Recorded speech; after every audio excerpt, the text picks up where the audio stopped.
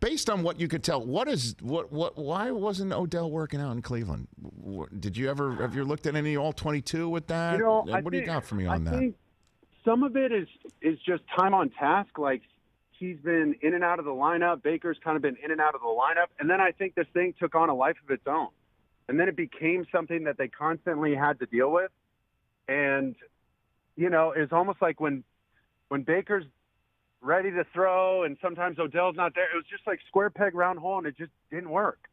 And it was funny because I've been asked that question, like, did you ever have receivers like that? And I was like, I don't really remember that. I mean, I remember guys being either really good or just not that good, and you're like, damn, I threw a great ball. He should have been there. Or, man, he's really fast. I got to throw this earlier. I got to adjust to him a little bit. But I think they just missed. They just didn't quite work. And like I said, it just became something bigger than it needed to be. And then they're both overcompensating, trying too hard. And sometimes when you do that, just like a player, you can tell when they're thinking too much, they don't play fast. And when you're not playing fast, it's because you don't know what to do.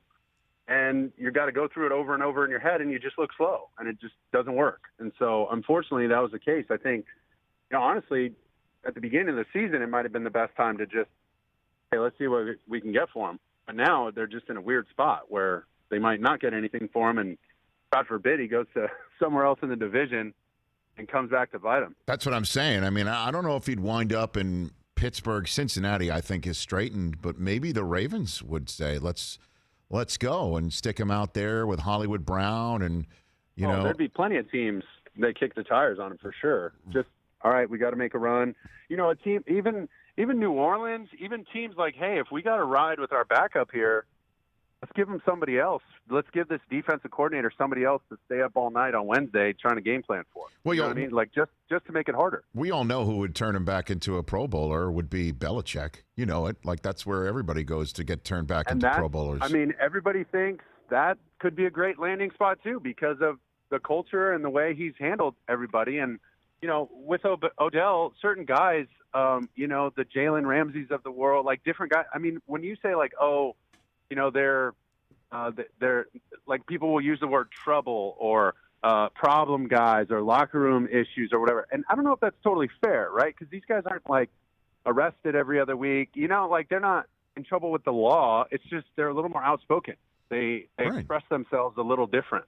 And you got to deal with that stuff, and you got to manage what you're willing to deal with in an NFL locker room and an NFL culture. And if you can handle it because of the veterans you have and other guys, and then for them to, walk the line if they have to, be the company man in some ways if they have to with some of their comments.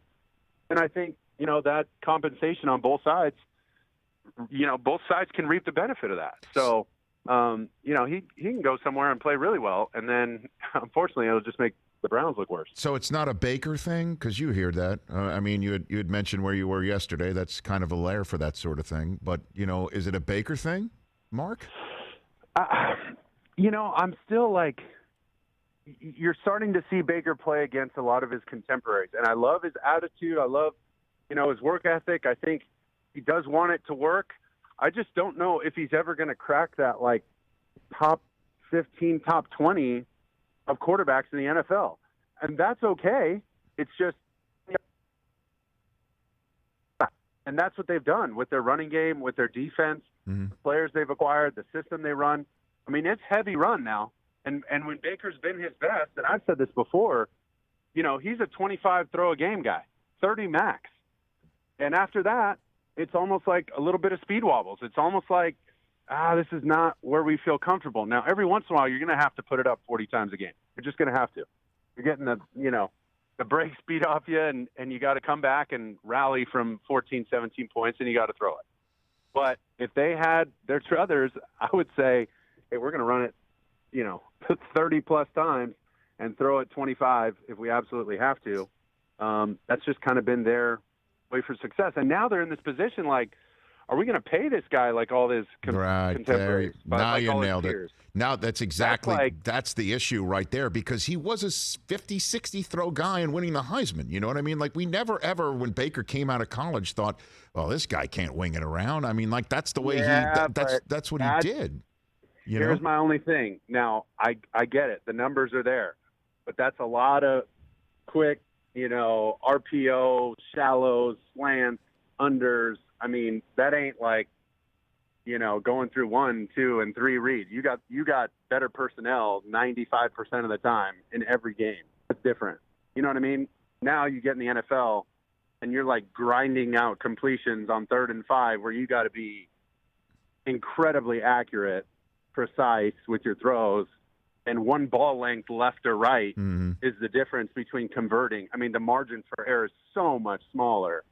It's different than, hey, toss a little bubble screen to CeeDee Lamb and watch him go for 80. It's different. And I'm not knocking it. No, I know. That's what college football's become. I'm not, minimizing his success. He's one of the best to ever play, and he's a heck of a quarterback. It's just, okay, in the ranks of – he's, in the elite class of quarterbacks in the world. I mean, he's one of 32, so that's pretty special. But then you got to start, divvying up, okay, well, there's Tom Brady's and Aaron Rodgers and all these other guys. Like, there's a hierarchy to this thing, and I just don't see him in that top 20, really.